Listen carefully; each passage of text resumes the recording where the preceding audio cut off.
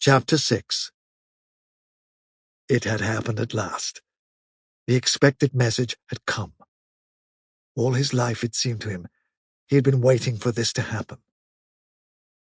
He was walking down the long corridor at the ministry, and he was almost at the spot where Julia had slipped the note into his hand, when he became aware that someone larger than himself was walking just behind him. The person, whoever it was, gave a small cough, evidently as a prelude to speaking. Winston stopped abruptly and turned. It was O'Brien. At last, they were face to face, and it seemed that his only impulse was to run away. His heart bounded violently. He would have been incapable of speaking. O'Brien, however, had continued forward in the same movement, laying a friendly hand for a moment on Winston's arm, so that the two of them were walking side by side. He began speaking with the peculiar grave courtesy that differentiated him from the majority of inner-party members. "I had been hoping for an opportunity of talking to you," he said. "I was reading one of your Newspeak articles in the Times the other day. You take a scholarly interest in Newspeak, I believe." Winston had recovered part of his self-possession. "Hardly scholarly," he said. "I'm only an amateur. It's not my subject. I have never had anything to do with the actual construction of the language." "But you write it very elegantly," said O'Brien. "That is not only my own opinion. I was talking recently to a friend of yours who is certainly an expert. His name has slipped my memory for the moment."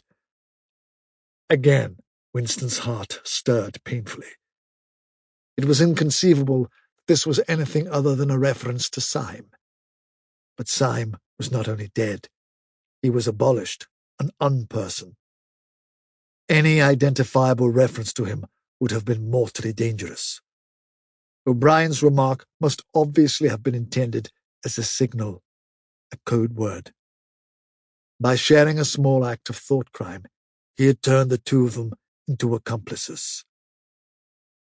They had continued to stroll slowly down the corridor, but now O'Brien halted.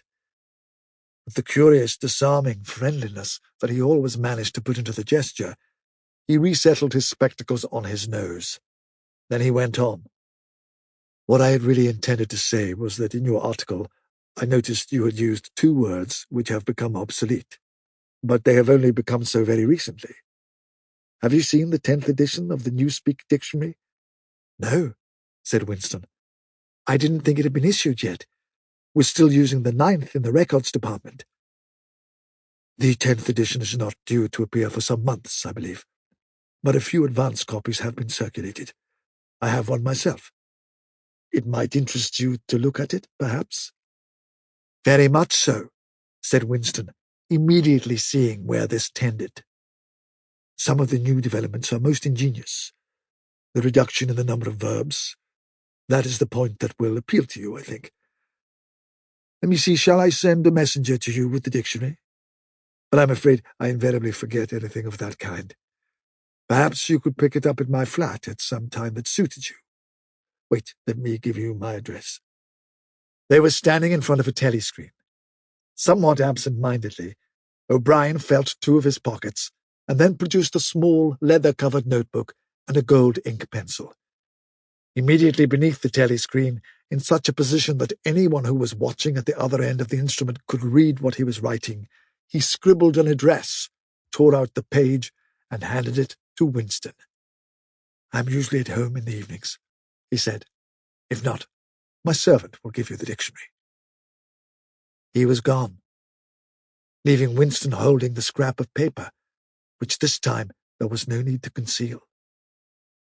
Nevertheless, he carefully memorized what was written on it, and some hours later dropped it into the memory hole along with a mass of other papers. They had been talking to one another for a couple of minutes at the most. There was only one meaning that the episode could possibly have. It had been contrived as a way of letting Winston know O'Brien's address. This was necessary, because except by direct inquiry, it was never possible to discover where anyone lived. There were no directories of any kind, "If you ever want to see me, this is where I can be found," was what O'Brien had been saying to him. Perhaps there would even be a message concealed somewhere in the dictionary. But at any rate, one thing was certain. The conspiracy that he had dreamed of did exist, and he had reached the outer edges of it. He knew that sooner or later he would obey O'Brien's summons. Perhaps tomorrow, perhaps after a long delay, he was not certain. What was happening was only the working out of a process that had started years ago. The first step had been a secret, involuntary thought. The second had been the opening of the diary. He had moved from thoughts to words, and now from words to actions.